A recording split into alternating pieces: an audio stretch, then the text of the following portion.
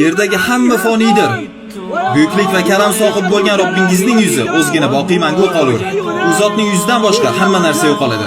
Ey odam bolasi, ey odam bolasi, sen o'zingdan so'radingmi? Birinchi bo'lib qabrga kirasanmi?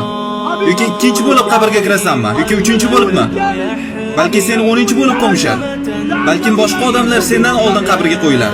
Yoki aksincha sendan keyin qabrga qo'yilar. Ey qadrdon birodarlarim, bugun biz yer ustidamiz. Ertaga yer ostiga kiramiz. Bugun biz zavqlanyapmiz. Mashinalarimiz bilan faxrlanamiz.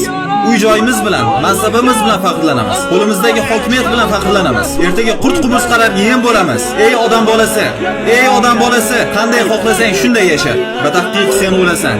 Ey odam bolasi, hayot qancha davom etsa ham, dunyo qancha davom etsa ham, batahqiq sen o'lasan. Batahqiq sen o'lasan. Batahqiq sen o'lasan.